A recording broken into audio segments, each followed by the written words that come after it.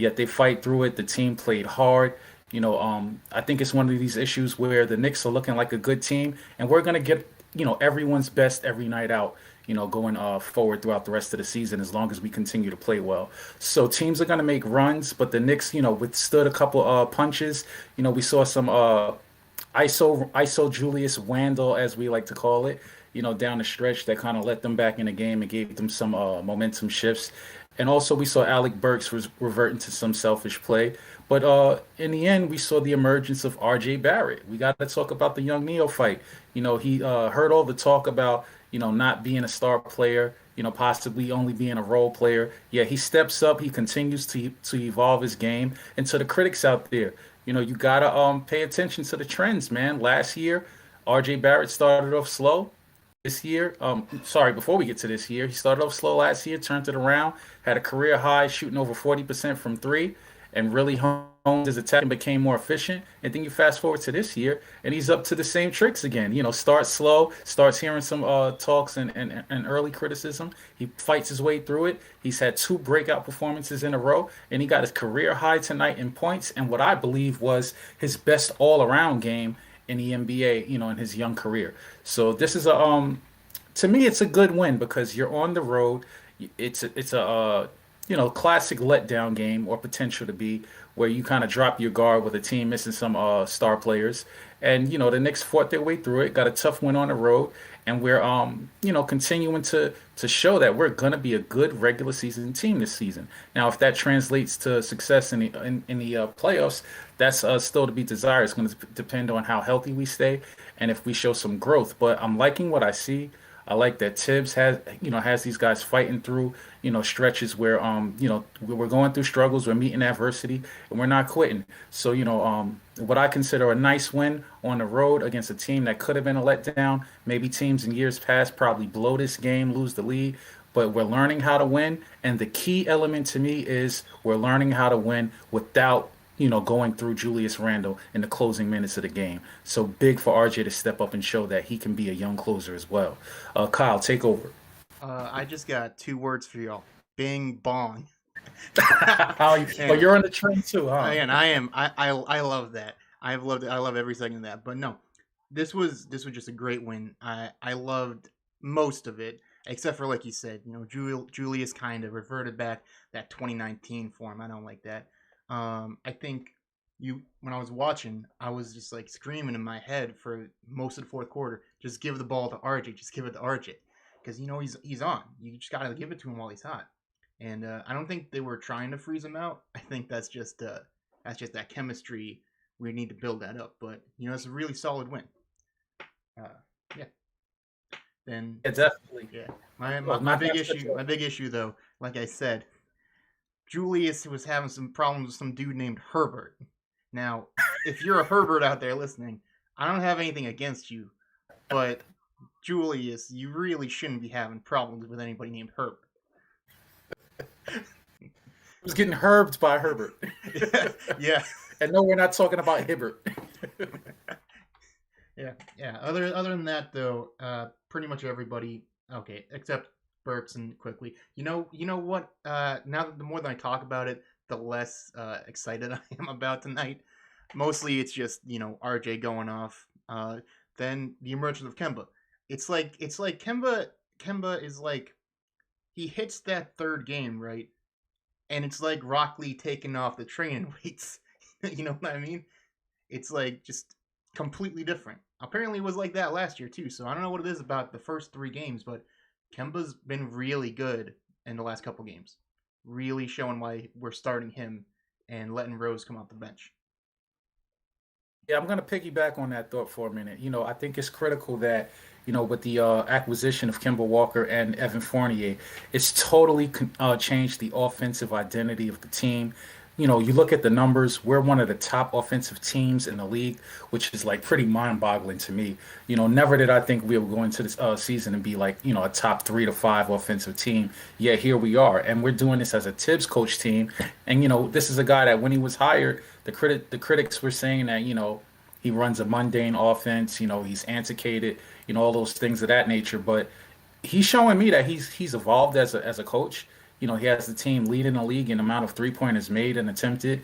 And then back to Kimba and Fournier, they just bring a different dynamic that we didn't have last year. You talk about the upgrade over Kimba. From going from Alfred to him is just ridiculous. Yep. What is it?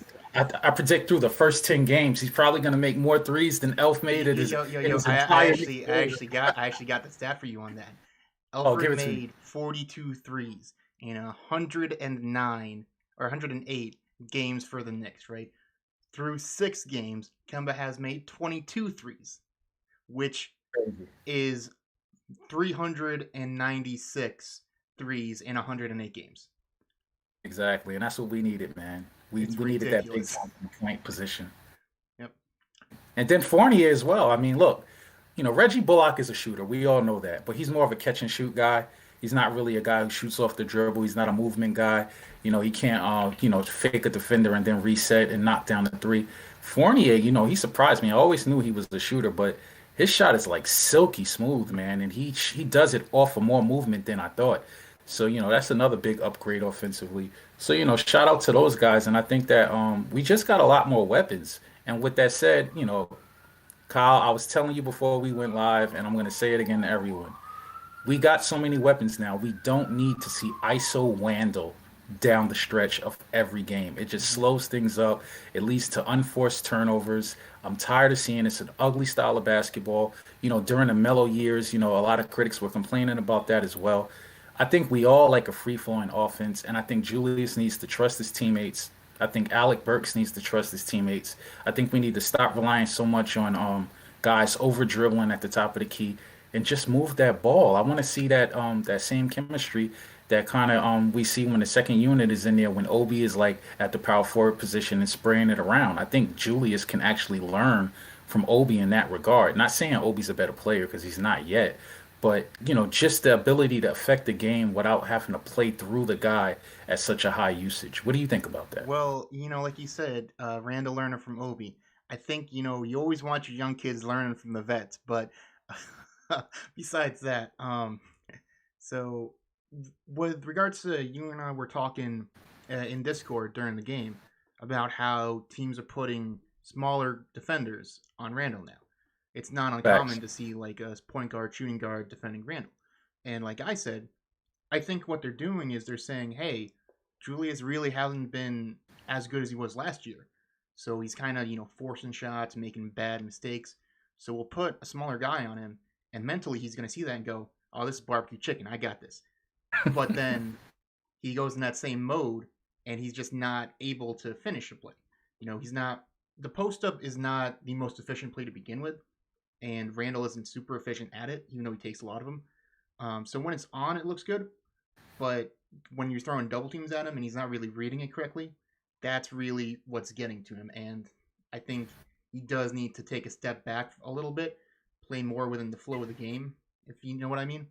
Just kind of Yeah. let we have guys who can create now. You don't need to do everything. And I'm not worried yet. I'm not worried yet. But I'd be lying if I said I wasn't a little concerned about Randall's decreased efficiency this year. All right, so with that said, I know you're saying you're not worried, but I got to ask this question. So, at the end of the day, is your star big really a star big if he can be consistently defended effectively by small diminutive point guards? What's your view on that? Um, hmm. I think that's one of the things. If he can consistently take advantage of matchups against regular bigs, like if Randall's still like quick enough, he's taking guys off the dribble, his face up game's working. I think it can still work, but you do need to be able to punish switches. Like that's the whole point of forcing a switch is to get a mismatch. So now if we force the mismatch, but Randall isn't being able to take advantage of it, it's not really a mismatch. So we do need that. So we got some guys in the chat here. Vivek, shout out to him. He's like he wants to get in on stream. Hey, maybe next time let us know. We can actually call you in now. Yeah, that would be great. Yeah, That would be great. he says IQ put on too much upper body strength, so he thinks that might be a reason for it. I think IQ's always been a bit streaky. He may be just in a bad slump right now. And then Joey Papas. Oh no, he's just talking about Wingo. Never mind him. Uh, But yeah, so like you're saying, I think that is the thing about Randall is you want your star to be a guy you can rely on to just here's the ball, go get us some points. And even last year, he was never super efficient about it. So that's the question: is he needs to get more efficient, and part of that is, like you said, being able to take advantage of the smaller matchup. You just need to be able to do that. Yeah, absolutely. And I wanna go back into Vivek's point in the chat, and let's expand on that a little bit. IQ, yeah, he did put on some weight. He's trying to get stronger. We see the 3-point shot has been like way off. Sometimes a guy's muscle memory could be disturbed a little bit if they put on some strength. So I think that's a good point. But I want to just break down the dynamic of the second unit, and going with that three guard alignment. I know Tibbs, he got rid of Bullock. Well, it wasn't really Tibbs, but we can say the front office. 'Cause I don't want to make it seem like it was a Tibbs decision. I think it was collective. But they wanted to get some guys who can handle the ball, who can shoot off the dribble, and I think that's why they elected to keep Burks and bring in Fournier and Walker in addition, just to have more playmakers. But looking at that second unit, now we got Rose, IQ, and Burks, and I'm starting to question whether they can all three play together effectively. You know, and let us know in the chat if you agree, disagree. But I feel like last year when Burks was having his shining moments, it was before the Derrick Rose trade. He was the guy on the second unit as far as handling the ball and creating shots, and IQ was like, the second banana as far as the ball handlers. Now we got too many cooks in the kitchen. If you ask me, Burks, Rose, and IQ, it's just kind of a clunky fit. I kind of would like to see Grimes eventually supplant uh, Burks in that role as a guy who's just on the wing. Let's let Rose handle the ball, IQ have his moments, and Grimes is content to stay on the wing. He'll create if you close out hard, but he's also a way better shooter and he's a better 3 and D option as far as defense. I'm not really seeing a future with Alec Burks on his team anymore. To be honest, I wouldn't mind if they traded him. I kind of think it'll be addition by subtraction because then we'll be left with uh, Rose and IQ as the ball handlers, Grimes off the ball as a pretty. I think he's a proven shooter. The guy's jump shot looks excellent, and that would Let's improve. not say proven just yet until he proves it in the NBA. That's true. That's fair. That's fair. Like we just don't know. That's my thing with Grimes and McBride is we just don't know what they're gonna bring. So that's why I've been saying, they're not gonna get minutes in the NBA. Send them down to the G League. Let them play down there. Let them develop down there. Get consistent minutes. I think that'll help them. But going back to what you said, I was saying that a lot last year too. Is there's too many cooks in the kitchen. Rose quickly and Burks is just too many guys who need the ball in their hands, who are mostly shot creators and aren't really great at you know team. I'm not gonna say team play, but they're not really great at like stuff catch and shoot stuff like that. They want the ball in their hands, and I think that is an issue that we need to fix. But Yeah. besides that, I mean, that is kind of a good issue to have, right? If because quickly's been off, but Rose gets when quickly's off, Rose gets more touches, and vice versa. Whenever that happens, I guess. Um, yeah. Other than that, that's really the only big negative so far. And even then, our bench has still been really good. Yeah, it Yeah. has no So drop off when we go to the bench, and I think we can outlast, the majority of NBA teams in that regard because other guys going to their bench, they're just not as deep as us, and they don't push the pace in the second unit. We tend to, really turn up the intensity, and I think that's gonna be beneficial. The you know why most that is. You know why that is though. It's because Obi. it's no it's well yes, but it's because the bench guys don't play enough to get tired. Because Tibbs got the starters out there for so long. That's a fact. That's a fact. Yes. What I love to see those guys get out and run, man. You got D Rose. I think he pushes the pace a little bit better than Kimba. Mm-hmm. He's looking for Obi streaking on the wing. Yep. Obi has turned into a pretty good finisher. I mean, I remember last year, Slice and I used to make fun of him for going up and not having any idea what he's doing in airball and layups. Now he's taking contact. He's finishing through it. I just wish he got more touches. I know I touched on this last post game when you weren't there. I was saying I want to see Julius Randle get his minutes decreased.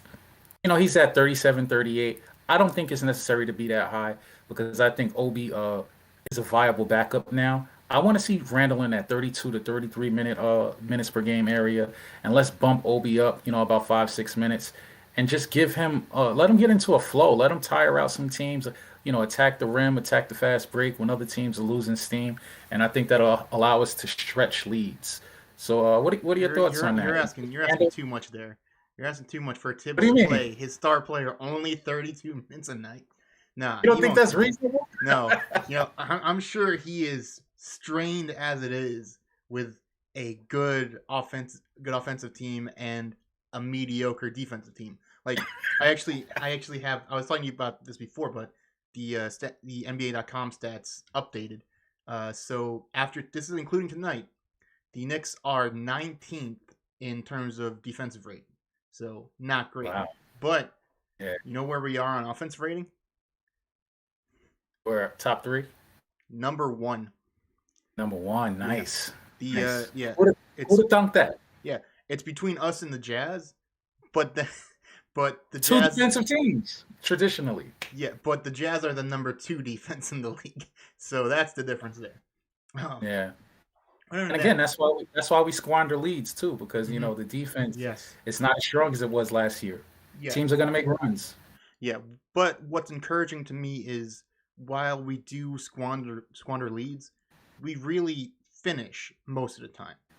I can't remember the I mean, you get a heart attack in the process though, yeah but yeah, but we still get the win. Like at the end of the day, that's what matters. yeah, I'm the still win is a young. win. I can handle a few heart attacks for now. Hey, I I don't can't, know about man. Moo. He might I he can't. can't. Yeah, we got some old men on this pod. But yeah, so something I was thinking about earlier today is who this team reminds me of? It reminds me quite a bit of those mid 2010s Raptors in a way because you look at the team You and gotta explain that to me. Tell me. so Tell me what you so see. so I'm looking at the team. I see a team that's going to win a lot of regular season games. Like we may even end up like the Raptors were a 2 seed one time, but there are still those questions about back when the Raptors had DeRozan, it was, oh, how good can he be in the playoffs? Can he carry them to a deep playoff run? And they made the conference finals once with him, semis twice. So that's the same question you have with Julius: is can he be the guy to carry us and take us to that next level? So I think that's a lot of it. I don't think there's a great RJ parallel. I think the closest would be, uh, funnily enough, Jonas Valanciunas. Top pick. Some of the fan base really loves him and thinks he needs to get more touches. Others think he's just a role player. But what I look at this and I go, if I'm comparing us to those Raptors teams with DeMar, Kyle Lowry, and what they did was they said, all right, DeMar isn't going to cut it. We're going to make a move for Kawhi. Granted, they got him for pretty cheap, all things considered, and he only got him for 1 year. But I think people talking about trading RJ for Dame, what if it's something more like trading Randall for, I don't know, Jason Tatum? I think I that mean, and that's something I wanted to say earlier. I mean, I'm criticizing Randall a lot. I'm finding myself doing that a lot lately because I just don't like his style of play. I think it kind of bogs up the offense. I am not opposed to moving him.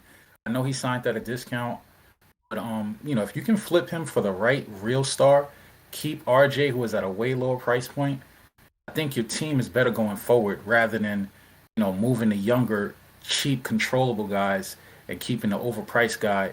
I don't want to say overpriced because his deal is a he's bargain, but I'll say the he's higher price. I would say he is perfectly priced for what Yeah, he's giving us.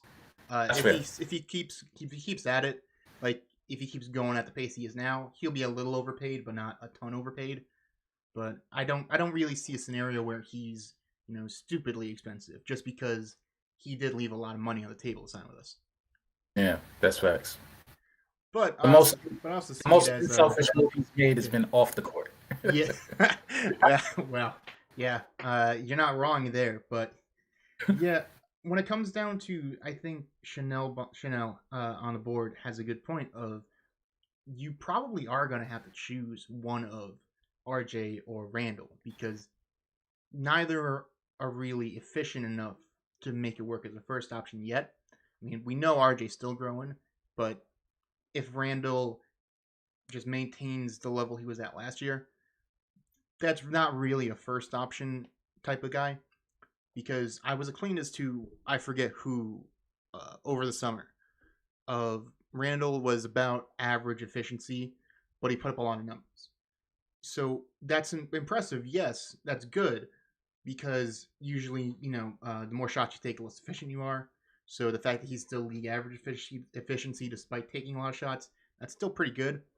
But it also comes into the idea of kind of moneyballing it in a way. It doesn't really work at the same in basketball, but if I have one guy take 21 shots at league average efficiency, why would I pay him when I can get three guys to take 7 shots each at league average efficiency? It's more or less the same thing. I know it's not because basketball is completely different than baseball, but that's kind of the idea. So you want your first option to be a guy who can take those shots, score 25, 30 a night, and be at that elite tier of efficiency, which that's the next step for Randall if he can take it. Well, the thing was, I think last year the difference was he was making, he was shooting elitely as a big, power forward hitting threes. This year he's crashing way back down to earth, but he's still taking those shots. He's also taking a lot of mid-range jumpers.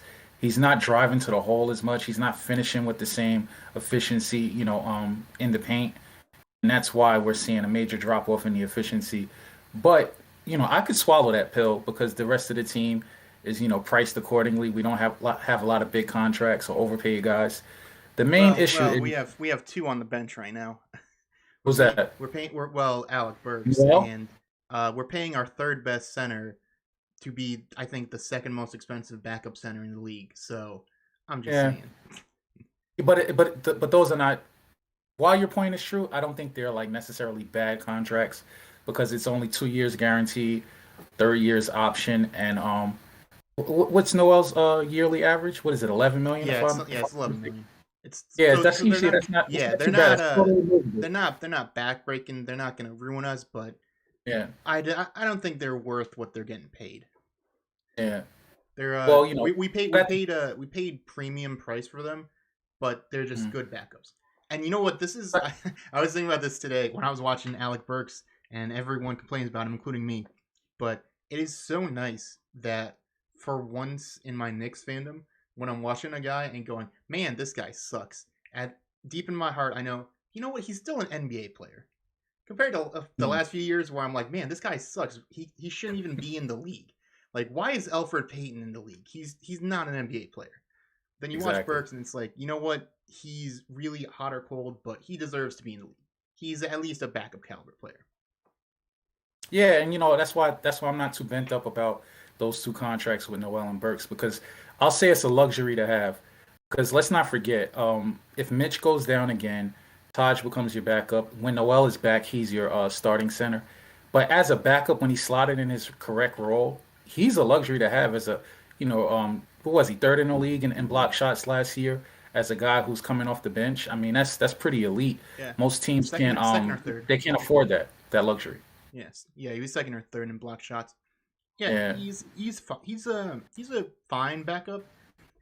Like I said, it's just in a vacuum. I wouldn't want to pay him that what they're getting paid. But like you say, it's really only this year and next year, so it's fine. Yeah. But with Yeah, but regards the to main that, the main point is though, with Randall making what he's making, the rest of our team I think is priced rather well. Nothing too detrimental on our books.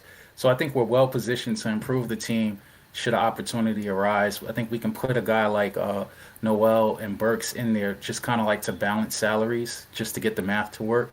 And then we have enough assets with picks and potentially young players if another team demands that and maybe bring something home that's gonna jump the team to the next level you as a mean you as a mean like true a legit. like a like a Damian Lillard? You know what? I don't think he's gonna leave. I think it's a pipe dream. And second of all, I'm not keen on another point guard who doesn't really defends the position. So I don't know who the acquisition is that's gonna come to fruition, but I don't really think it's gonna be Dame. And I'm not too hell bent on just giving up everything for Dame anymore at this point. The more I think about it, I think we need to chase somebody who has his best years ahead of him, like kind of like how we got Randall, Mhm. where he was like just ready to break out. I think we need to get someone like that who that person is, I don't know. I gotta really sit down and brainstorm. Yeah. But let's not to get too far ahead. Back to tonight's game. I like where the Knicks are. I just want to I didn't want to steer too far into improving the team. Let's like appreciate what we have for a second. Let me just throw out some stats of RJ just for the guys who might have missed the game or whatever. Career night for RJ, 12 for 18 from the field, 5 for 6 from the line. So he's hitting his free throws. 6 for 8 from three, so he's rounding into form as a shooter again. We want to see that continue, And hang, and hang just on, across the board and those threes, they were off mostly the dribble. pull-ups. Yeah, he was Yeah, pulling them up off the dribble.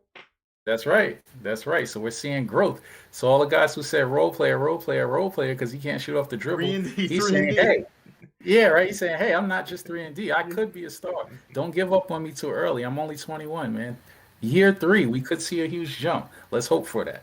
Now, just to round out the stat sheet, 8 rebounds, 6 assists, and a career high 35 points. I mean, you can't ask for much more than that.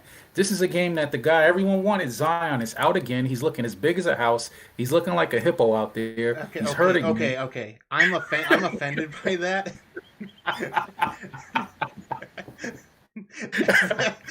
No, no But, shade to well, you, Pop. I'm just here to have a good time, and I'm feeling so attacked right now. Nah, but hey, man, I look. I know if he became available, yeah, I'd take him. I make an offer. I'd be happy to get him. But with that said, you got to acknowledge the red flags. He's always hurt. He's grossly overweight. He's what, 21 years old? Isn't this to be supposed to be like when a player's in his prime as far as like natural physical fitness? I know some guys later Technically, on they work really hard later, yeah, but you're technically, it's supposed to it's be uh it's 25 is your athletic prime, technically speaking. all right, but he shouldn't be blowing up right now. That's a red No, flag. no, What is he gonna be at 27? I mean 28. he's going It's that Sean Kemp, scary. that Sean Kemp, That's the trajectory, yeah, right? or So I Eddie don't. Curry. It's a little scary, man. I'm not. I'm happy with RJ, man. The guy works hard. He's gonna be in shape every season. He never gets tired. He's improving as a shooter. Once he starts to really, like you said, knock down consistently that off the dribble threes, step back threes, and then maybe get a little more crafty at the rim using the right hand. I'm not saying he's going to be a superstar. No, I'm not saying that. But could he give you 18 to 20 a night? I think he still can. Yes, I think his best days are still ahead of him, and he's going to work hard and continue to improve. And he doesn't get rattled. Yeah. He doesn't let criticism and slow starts get to him. He has that mental fortitude that I like to see for a player in New York in this market. Mhm. Yeah, so I was thinking earlier today, like, man, outside of Zion, the Pelicans don't draft good. Because think about what their young core is. It's they basically just everything they got from the Lakers plus Zion. Then I was looking back at it. I didn't realize they've had one first round pick between 2015 and 2018, and that first round pick was Buddy Hield. Mm. So it's so I'm looking at it, and we're ones to talk about bad draft picks, but I'd also say Frank that yeah, Knox. Frank Knox, yeah, but so I would also say that we know a thing or two about bad drafting. So I'm just looking at this roster and like, man, they could have been in a much better position going forward. Like it's like we were I mean, talking about the let's rattle off the names. What is it? Nikhil Alexander Walker. You got Kyra Lewis. You got Jackson Hayes. Who else? Who else have they drafted aside from Zion? yeah, Kyra Lewis. Nobody really. I'm looking. There's a bunch of second round pick trades. That's about it. Um, oh, this year, who did they draft? They drafted he's the wing, Trey Murphy. Oh yeah, I like him. I like him. Yeah, He's gonna be a good 3 and D guy. He can shoot the ball. He's athletic. He's long. He's not a star, but I put him in that same category as what's the guy from Atlanta who was torching us in the playoffs, DeAndre defensively Hunter. stopping it? Yeah, Hunter. He reminds me of Hunter. Yeah. So I'm just looking at because it was a three-team trade that they got. Who did they get? They got okay. So they traded Steve Adams, Eric Bledsoe, the picks that became Jared Butler and Zaire Williams for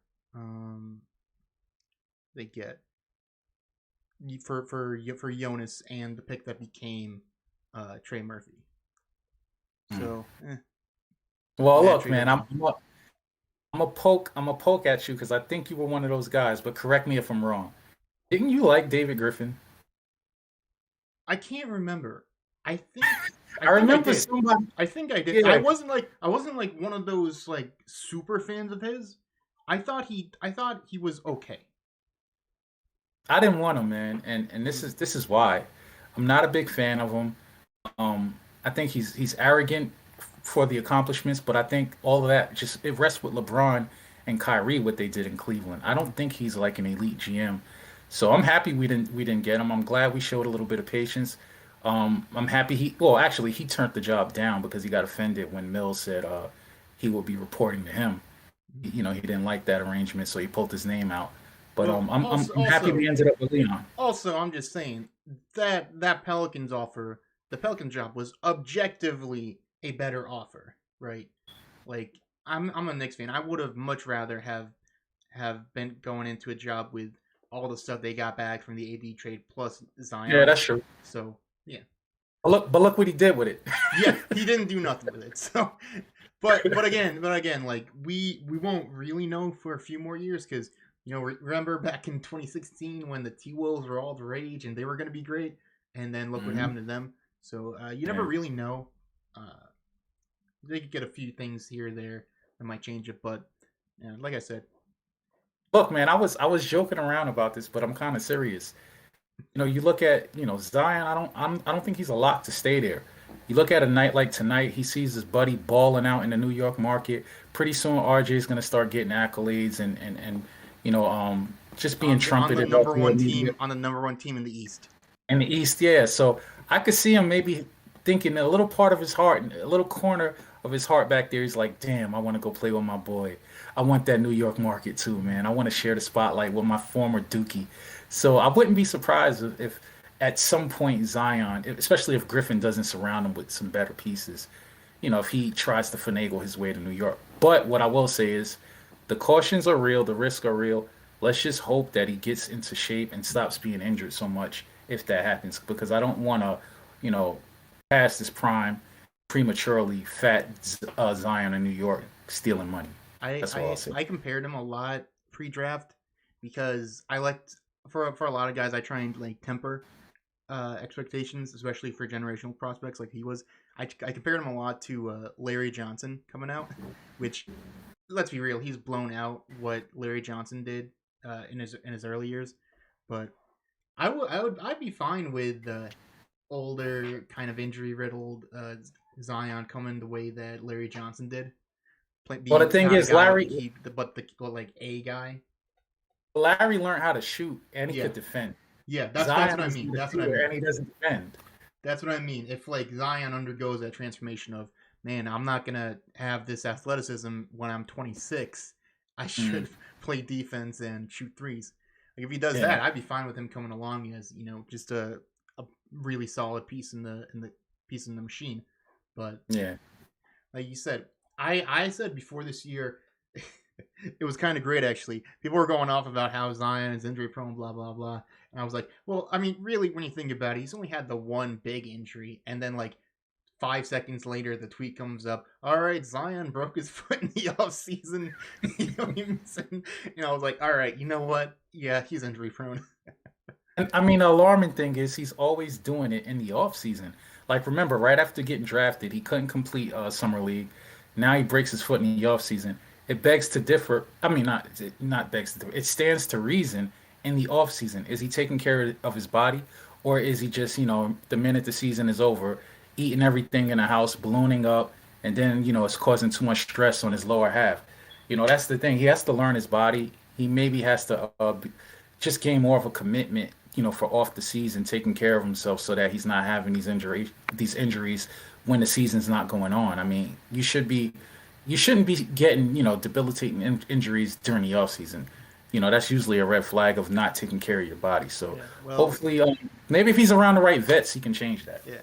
Well, on a serious note, I'm gonna joke before I get serious. Well, I'm just saying, the him playing in New Orleans isn't helping because they got some good food down there.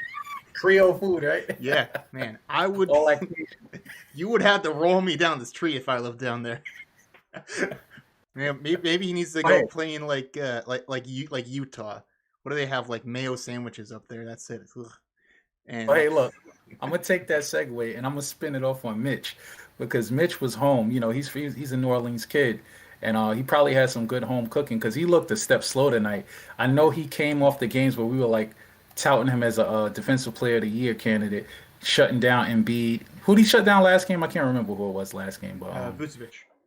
yeah, Vucevic, yeah, he shut him down. But then he comes in tonight, and Valanciunas just took his lunch, Hmm. to the point that he had to get benched in the fourth quarter, and Taj came in. So like you said, maybe Mitch was enjoying too much of that Creole home Yeah, cooking, that Cajun stuff, and he just didn't have it tonight. yeah. I think, like I've been saying, the first few games of the year, what it looks like is Mitch put on a lot of weight. I think most of it is good weight. Like he put on a lot of muscle, but he sacrificed a lot of his lateral quickness. So Yeah, when you look at what's happening, especially like tonight when he's playing against Valanciunas, you saw that most of the time Valanciunas was getting him on like face ups, or he would blow past him. Mitch has been really good in the post, like just straight up post defense. But what's happening is guys are able to get around him more now, and so I think what he's doing more is he's playing a bit off of them, like when they face up, and that's giving them just enough room to take the shots. So that won't work for every big he's gonna face, but for a guy like Valanciunas who can hit those shots, he's gonna feast. All right, let me ask you this: Is it really the weight, or is it coming off the foot injury? You know, sometimes players they go through a like a position where they lack confidence. They don't want to plant on it too hard because they think they're going to re-injure it. So is it that, or is it the weight, or maybe it's I even the think ankle? Because I I know think it's he tweaked the ankle twice and yeah. he has two braces on. Yeah, I think it's a bit of both. Like his foot being injured plus the extra weight is not helping. Yeah, I think it's just everything coming together. So he's gonna have to transform his game into more of a he's gonna have to be able to just say, you know what, I don't have the same foot speed I used to. And I think actually what made him so great at that, remember they always talked about how he had like the size 13 shoes, which are Small ridiculously feet. small for a 7 Yeah, footer. I'm 6 feet tall. I have the same size shoe as Mitch, so that should it's tell you something crazy. right there. Yeah, so I think that's not helping him with his that definitely doesn't help his balance, and so I think maybe that's kind of contributing to how often he gets injured on his lower legs. For sure, for sure. I could see that correlation. Hmm. So yeah, who else we got to talk about? We talked about RJ. Can we talk We didn't about talk some? about the scrubs, man. Yeah. Oh yeah, the Let's scrubs. get Yeah, a into lot of some them. scrubs. All right. Normally I was tempted, man. I normally go with the opposing player, but I kind of was itching to give it to Julius Randle. But then when I looked at the numbers, I was like, he played a lot uglier than the numbers indicate. Like he only took 9 shots. It seemed like he was forcing a lot more. He was 4 for 9. He hit both his threes. Had 6 points, 4 assists, and 10 rebounds. For some reason, when you watched the game, it appeared that it was just a lot worse. I think it was the timing. Like when he took certain shots, he missed and it gave momentum swings. So overall, the numbers aren't bad enough to give it to Julius. So I'm going back to an opposing player. I'm gonna give it to my own boy, man. It hurts me to do this, but Devonte Graham. Hmm. I mean, on the surface, it looked like he carried them for a little bit for portions of the night. But then when you look at the numbers, he was 6 for 21 from the field, which is terrible. 2 for 9 from three. Three free throws. He made them all. He did have 8 assists, but I just got to give it to him for the complete lack of efficiency. And when they were making that run late in the fourth quarter, they had a chance to really cut it down to I think a two possession game with like about a minute to play, and he totally blew a layup. Right at the rim. He was all alone. So scrub of the night for me is Devonte Graham. Kyle, let me know if you agree or if you got somebody else in mind. Well, for this game, yes, but like I keep saying, it's not scrub of the game; it's scrub of the night, and I gotta give it to somebody who I think is just did just not have a great night, considering everyone else that was drafted after him. because when everyone else drafted after you is having great games, Evan Mobley, Scotty Barnes, night in, night out, they're doing their thing. They're amazing. Jalen Green even has his one good game so far. But Cade Cunningham, I don't know if you've looked at the stats. I didn't watch the game, but I'm just going to say he had 2 points, 7 rebounds, 2 assists, and 2 turnovers on 1 of 8 shooting. I didn't watch the game. Maybe he has that like Frank like quality where I'll watch and be like, man, he was so good. I can't believe he didn't score more. But other than that, man, when you're the first overall pick and you kind of get that delayed start, you got to come out guns blazing, like Zion did when he comes out and averages 23 points a night on 59% shooting. If you're gonna come out here and you're following up all these guys and the draft class is looking great, that's not a good look for you. No, I like the all NBA approach that you're giving to Scrubber tonight. So now we can reach and find some guys throughout the league who are stinking it up and not just Yep. be relegated Yep. to just the two teams that we're watching. But yeah, man, for Cade, I'll say this: I don't want to rush to judgment on him. And to be fair, he missed a lot of preseason games, so he's kind of like rounding into form. He's a work in progress. But number one pick, yeah, you do want to see some immediate contribution. So he probably earned it tonight. But as far as his outlook, for the rest of the season, I'm gonna take the conservative approach, and I'm gonna reserve comment until I see him play a few times. But yeah, man. He got that Killian Hayes stat line. Oh man, yeah, And Killian Hayes, what a bust that guy man, is, man. oh yeah, oh, who was high on that guy, man? A lot of people wanted him, man. New York, Yeah, yeah, I can't believe anybody liked that guy. Wow. terrible. Yeah. So we dodged the bullet there for all the Obi slander all last year from our podcast and Knicks fans in general. I'm pretty content with that pick now, man. I don't know about you, Kyle, but I feel good about Obi, man. I just think he needs minutes now. I think he could be better, but I'm not mad about it. So there's that. At least it's not a bust. Let's just say that. Yeah, I'm not gonna call him. I would not call Obi a bust even after his rookie year. It's not Knox and Frank, that's for sure. Yeah, yeah, yeah. It's a pretty low bar to clear, but yeah. Hey man, we're the Knicks, man. Yep. With our draft record, in the lottery, you take what you can get, man. Yeah. Any production is good production. Yeah. All right, so moving forward, let's see who. Kyle, do you know who we have on the schedule next? I don't got it pulled. I do. I don't, but I do somehow. No, I have no idea. Yeah. Let me see. I'll pull it up. I'm stalling until I can figure it out. We have the Raptors. All right, so the Raptors. Look, man, early in the season, what are we? We're 5-1, right? Mm-hmm. So we got a chance. We're top seed in the East so far. I know it's early, small sample size, but I'm feeling good. I know Kyle's feeling good. I know the fan base is feeling good. We got the Raptors. That should be another winnable game. Let's try to keep this momentum going. Right now, we're getting these wins, but they're a bit of a struggle down the stretch. But the good thing is, for the most part, we're pulling them out.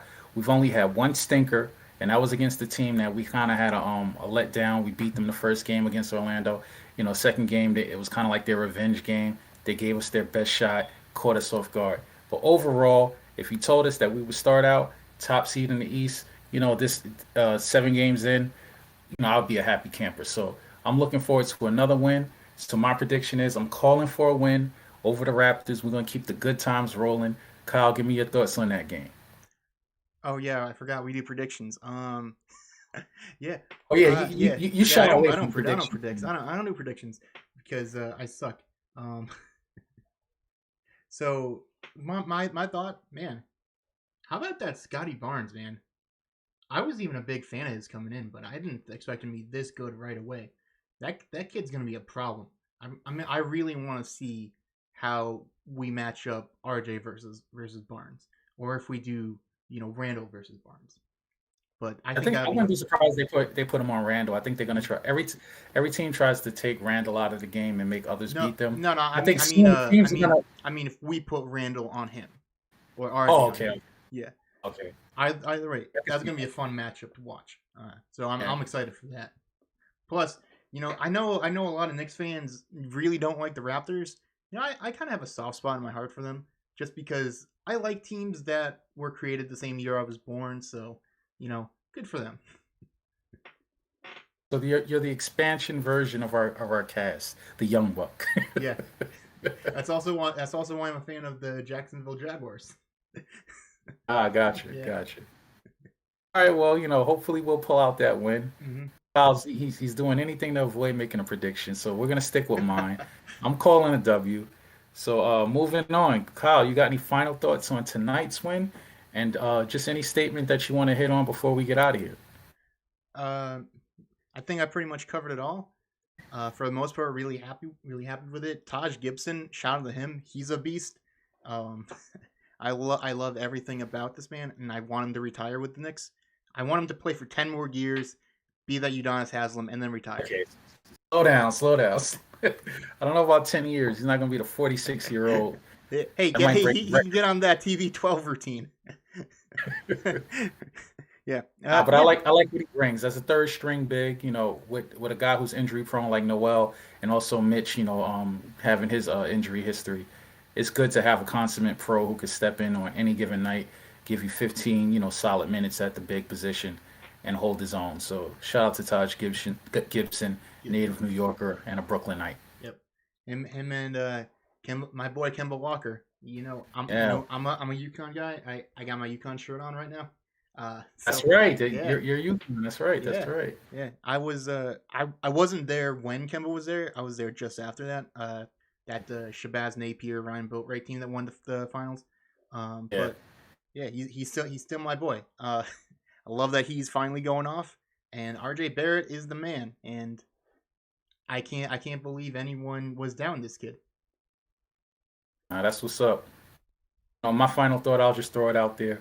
The two-headed point guard of Rose and Kemba is, to me, has been meeting expectations, maybe even exceeding it because of the rates that they're hitting the three ball. So shout out to both of those two guys. But what I will say is I thought Rose would be the guy who's outscoring Kemba and closing games out during the stretch.